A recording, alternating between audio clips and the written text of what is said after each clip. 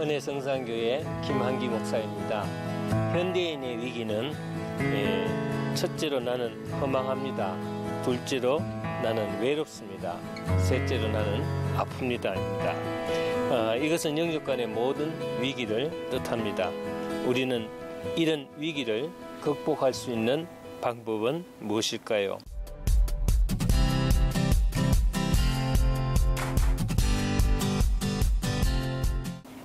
요즘 병원에 가보면은 현대화된 최신 의료 장비들이 많아서 과학적인 방법으로 진단을 한다고 합니다. 그리고 거기에 합당한 처방을 내리죠. 몇 가지 처방이 가능합니다. 첫째로 별 이상이 없습니다.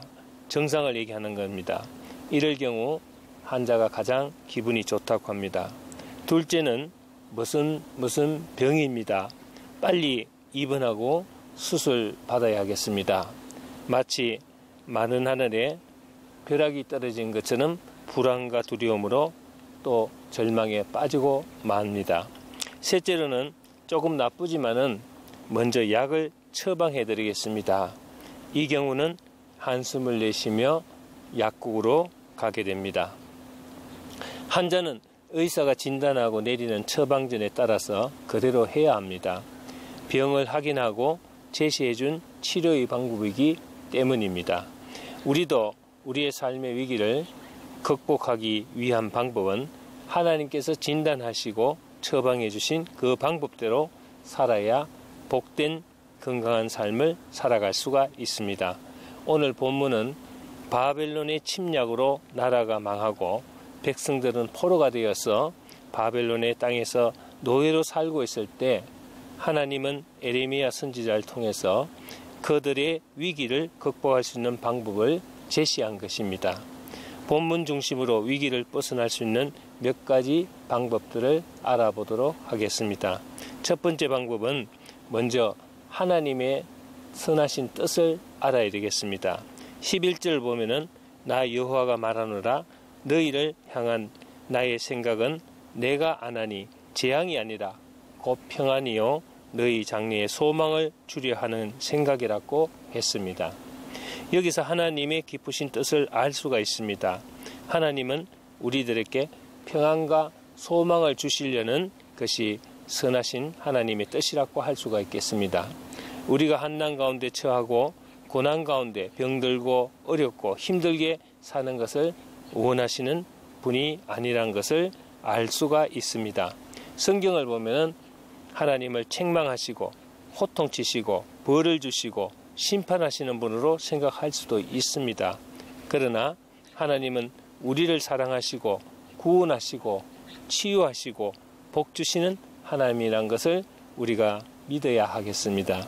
이 사실을 깨달은 다윗은 시편 39편 7절을 통해서 주여 내가 무엇을 바라리요 나의 소망은 주께 있나이다. 아멘. 이렇게 고백했습니다. 하나님이 원하신 뜻이 무엇입니까? 하나님 뜻은 평안과 소망이란 말씀에 아멘 해야 됩니다. 하나님을 만나야 평안과 소망을 누리게 됩니다. 그러므로 우리는 하나님의 선하신 뜻을 먼저 알아야 치유받고 해결받을 수가 있습니다. 두 번째 방법은 이것을 두고 기도해야 한다는 것입니다. 하나님께서 원하시는 우리들의 건강한 삶을 위해 우리는 기도해야 하겠습니다. 본문 12절 13절 보면은 너희는 내게 부르짖으며 와서 내게 기도하면 내가 너희를 들을 것이요 너희가 전심으로 나를 찾고 찾으면 나를 만나리라고 했습니다. 우리의 위기적인 문제를 두고 질병을 두고 고통과 아픔을 두고 기도하라는 것입니다. 무엇을 위하여? 평강과 소망을 위하여 소리쳐 기도하라는 것입니다. 사람은 어떨 때 소리칩니까? 어떨 때 사람은 노래 부르고 춤을 추며 흥겨워합니까? 급할 때 소리치지 못하고 기쁠 때 감정 표현을 하지 못하는 사람은 아마도 정신적인 장애자일 것입니다. 성경은 소리내어 찬송하라, 박수치며 노래하라, 큰 소리로 기도하라고 말씀하십니다. 시편 47편 1절을 보면은 너희 만민들아 손바닥을 치고 즐거운 소리로 하나님께 외칠지어다. 아멘. 시편 134편 2절에서도 성소를 향하여 너희 손을 들고 여호와를 송축하라고 했습니다. 우리가 찬양하는 모습을 보면 대충 영적으로 병든 사람을 분별할 수 있는 것도 이런 사실에 근거하여 알 수가 있습니다.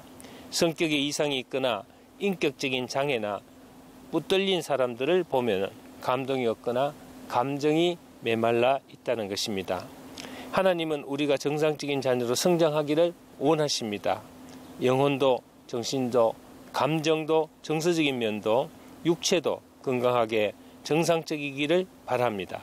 그러나 현대사회는 감정이 마비되고 지성이 마비되고 의지가 마비되어 버린 사람들이 주위에 얼마나 많은지 모릅니다. 마모된 감정과 잃어버린 영혼의 감동을 회복해야 되겠습니다. 사라져버린 기도의 감격과 찬송의 감동을 되찾아야 하겠습니다. 기도로 삶의 위기에서 벗어납시다.